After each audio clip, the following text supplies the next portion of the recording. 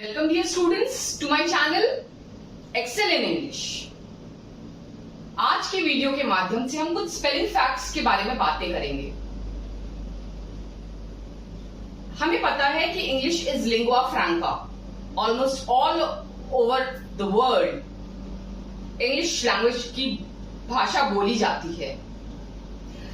सदियों से बोलते और सुनते और लिखते रहने के वजह से उसके स्पेलिंग्स और प्रोनाउंसिएशन में काफी वेरिएशंस मिल जाते हैं हमें, जिसकी वजह से हमें काफी कंफ्यूजन होता है कि कहां पर क्या प्रोनाउंस करना है, कहां पर क्या स्पेलिंग होगी, ये स्पेलिंग है तो ये स्पेलिंग क्यों है। तो आज की वीडियो के माध्यम से आज हम बात करेंगे कुछ स्पेलिंग फैक्ट्स के बारे में। आज हम बात करने वाले हैं टीएच साउंड के बारे में। कभी टीएच साउंड द प्रोनाउंस करते हैं, कभी टीएच साउंड को थ प्रोनाउंस करते हैं, द और थिंग। तो ये कंफ्यूजन का कारण बनता है कि हम कहां पर द प्रोनाउंस करें, कहां पर थ प्रोनाउंस करें। तो चलिए समझते हैं इस बात को। Brother the sound, father other, another, then, they, there, the sound. Third sound Thursday, growth, earth, myth, throw, thick, lengthy. तो आज मैं ये बताना चाहूंगी कि टीएच साउंड के बाद अगर ई लिखा जाता है तो वहां पर उसका साउंड द हो जाता है, और अगर टीएच के बाद कोई भी वावल या कॉन्सोनेंट आए तो वहां पर उसको थ प्रोनाउंस करते हैं। तो ये हुआ आज का स्पेलिंग फैक्ट। लेकिन एक्सेप्शंस भी मिलते हैं जो कि कंफ्यूजन क्रिएट करते हैं, तो उन वर्ड्स को ही हम ध्यान में रख ले कि यहां पर ऐसा क्यों है।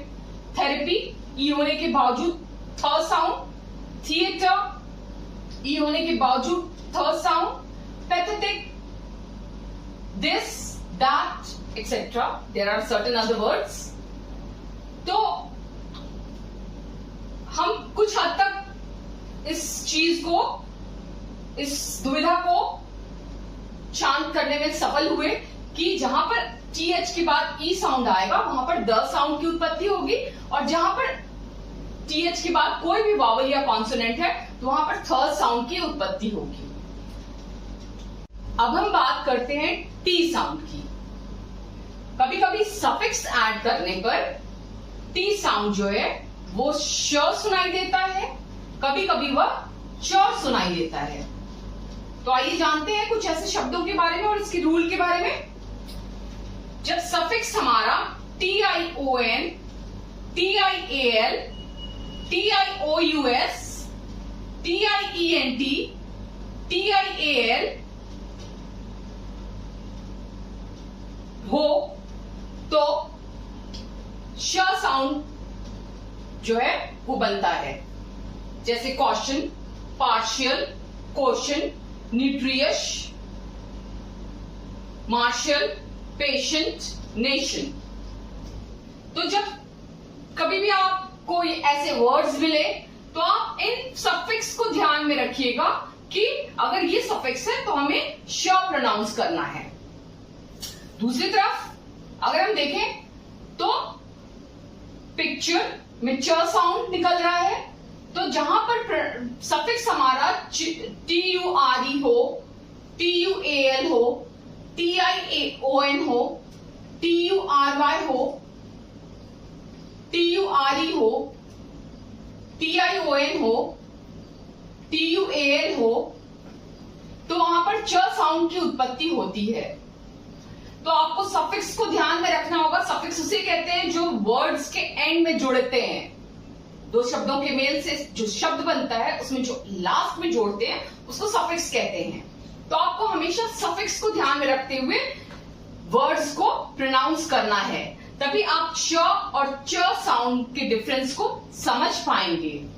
इंग्लिश में प्रोनाउंसिएशन करते वक्त अगर हम बारीकियों पर ध्यान दें तो हमें स साउंड ज कभी और स साउंड कभी ज सुनाई देता है। आप प्रोनाउंस करके देखें। Please, buzzing sound, pleasure, pleasure. आप इन दोनों साउंड को प्रोनाउंस करिए, आपको जेड और जे में डिफ्रेंसिएशन समझ में आएगा। Please, there is a buzzing sound. Pleasure. उसी तरह अगर हम बात करें tease, precise, phrase, amuse, music, यहां पर जेड साउंड की उत्पत्ति हमें महसूस होता है। उसी तरफ दूसरी तरफ अगर हम बात करें तो ट्रेजर, मेजर, क्लोजर, लीजर।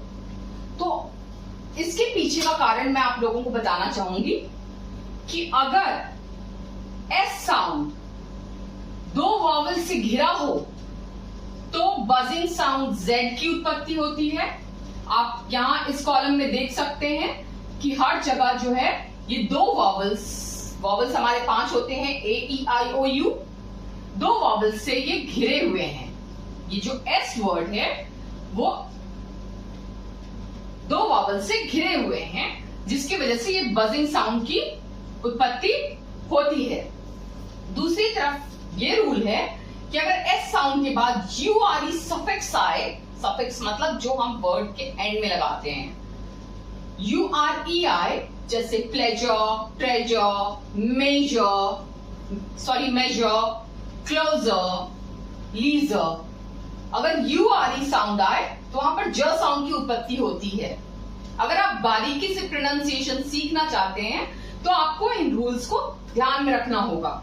वहीं पर ज साउंड हमारा विजन, अगर एस के बाद ION अगर आता है तो विजन, कंक्लूजन, फ्यूजन, ज साउंड की उत्पत्ति हमें सुनाई देती है। तो उम्मीद करती हूं कि आपको आज का वीडियो पसंद आया होगा और आप इन बारीकियों से अपने प्रोनाउंसिएशन को अच्छा करने की कोशिश करेंगे। इसी उम्मीद के साथ मैं आज का वीडियो यहीं खत्म करती हूं। आप मेरे वीडियो को लाइक, सब्सक्राइब करें और मुझे प्रेरित करें कि मैं आगे भी इस तरह की वीडियोस आप लोगों के लिए लेकर आऊं और आप इन बारीकियों को समझ पाने में कामयाब हो सकें। धन्यवाद।